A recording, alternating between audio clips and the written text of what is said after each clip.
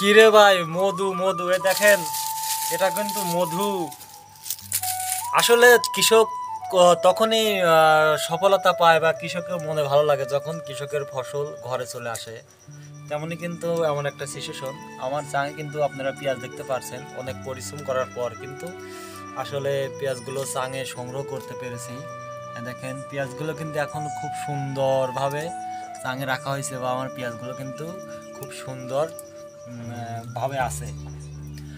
আর আজকে মূলত ভিডিওটা হচ্ছে আমাদের কিছু কৃষক ভাইয়ের মনে কিন্তু একটা খটকা থাকে সব সময়, বা সন্দেহ থাকে, যা পেঁয়াজ চাঙে সংগ্রহ করলে, মোটা করে সংগ্রহ করলে পেঁয়াজগুলো নষ্ট হয়ে যায়।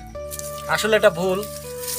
আসলে আপনারা সঠিক নিয়মে যদি আপনাদের চাং বলেন, মাছা বলেন, আপনি পেঁয়াজ সংগ্রহ করেন, তাহলে পেঁয়াজগুলো নষ্ট হবে না। সে সঠিক নিয়মটা হচ্ছে, এর আগের একটা ভিডিওতে আমি বলছিলাম যে পেঁয়াজগুলোকে সঠিক নিয়মে তুলতে হবে জমি থেকে, আর সঠিক নিয়মে আপনাকে চাং সংগ্রহ করতে হবে। আর আশা করি আপনারা যে চাংটাতে সংগ্রহ করেন বা মাছাতে সংগ্রহ করেন, তার উপরে কিন্তু গাছ থাকা যাবে না, সরাসরি রোদ রোদ থাকলে ভালো হয়। আপনার চাঙের পেঁয়াজগুলো খুব সুন্দরভাবে থাকবে। আর আপনারা পেঁয়াজগুলো চাঙে একবারে সংগ্রহ, মানে কেটে গাদি করছে, এই পেঁয়াজগুলো যদি আপনারা একবারে সংগ্রহ করে মোটা করে রাখেন, তাহলে পেঁয়াজগুলো নষ্ট হওয়ার সম্ভাবনা আছে। আর যদি আপনার হচ্ছে পেঁয়াজগুলো কাটছে বা আস্তে আস্তে পেঁয়াজগুলো আপনি চাঙে রাখছেন, একদিন পরে পরে উঠাচ্ছেন, পেঁয়াজগুলো শুকাচ্ছে চাঙেতে, তাহলে আপনাদের পেঁয়াজগুলো সমস্যা হবে না। আর দেখেন আমার পেঁয়াজগুলো কিন্তু সেই প্রসেসে রাখা।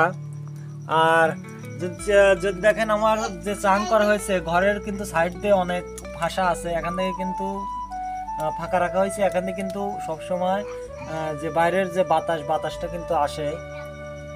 দেখেন, আর আমার পেঁয়াজগুলো যদি দেখেন কত সুন্দর মচমচে পেঁয়াজগুলো এখনো। দেখেন পেঁয়াজগুলো কিন্তু বেশি দিন রাখা হয় নাই, আজ 4 থেকে 5 দিনের মতো পেঁয়াজগুলো সংগ্রহ করা হয়েছে। আর পেঁয়াজগুলো দেখেন কত মোটা করে রাখা হয়েছে। দেখেন একবারে কিন্তু যদি আপনার খেয়াল করেন, একবারে কিন্তু পড়ায় যে চালের টিনটা আছে, টিনটা সই করে কিন্তু পেঁয়াজটা রাখা হয়েছে। তো মানে তো ভিউয়ার্স, আমার ভিডিওটা যে যেখান থেকে দেখছেন অবশ্যই আমার ভিডিওতে লাইক দিবেন, আর আমার পেজ থেকে দেখলে অবশ্যই পেজটাকে ফলো দিবেন।